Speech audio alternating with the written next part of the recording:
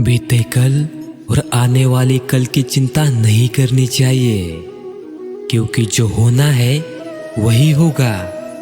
जो होता है वो अच्छे के लिए ही होता है, इसलिए वर्तमान का आनंद लो। हम जो भी कर्म करते हैं उसका फल हमें ही भोगना पड़ता है, इसलिए कर्म करने से पहले विचार कर लेना चाहिए।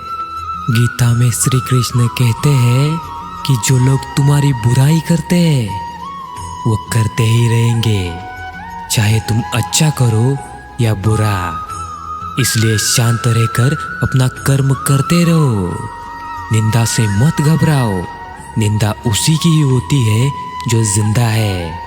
मरने के बाद तो सिर्फ तारीफ होती है। फंसाने वाला सोचता है कि मैंने तो आराम से इसे मूर्ख बना दिया, पर वो यह कभी नहीं समझ पाता कि वो एक रिश्ता और एक इंसान को हमेशा के लिए खो रहा है। जीवन में यदि खुश रहना है तो अधिक से अधिक ध्यान उस चीज पर दो जो आपके पास है, उस चीज पर नहीं जो दूसरों के पास है। उस दिन हमारी सारी परेशानियां दूर हो जाएगी, जिस दिन हमें यकीन हो जाएगा कि हमारा सारा कर्म ईश्वर की मर्जी से होता है। क्रोध से भ्रम पैदा होता है और भ्रम से बुद्धि भ्रष्ट हो जाती है, और जब बुद्धि भ्रष्ट हो जाती है तब तर्क नष्ट हो जाता है, और जब तर्क नष्ट हो जाता है तब व्यक्ति का पतन हो जाता है। इसलिए इस क्रोध को जितना हो सके उतना जल्दी से छोड़ दो।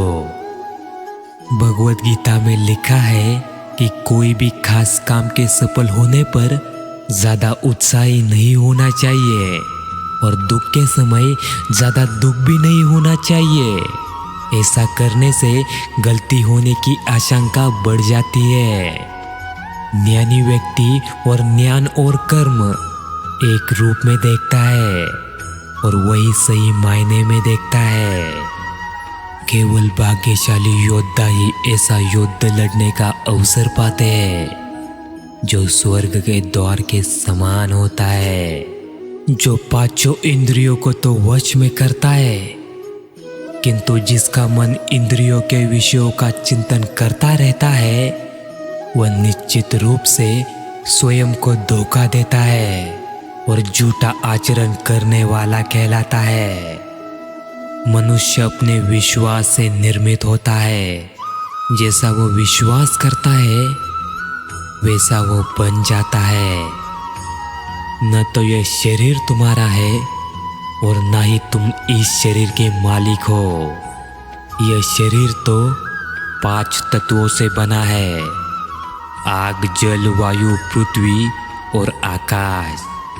और एक दिन इन्हीं 5 तत्वों में ये शरीर विलीन हो जाएगा।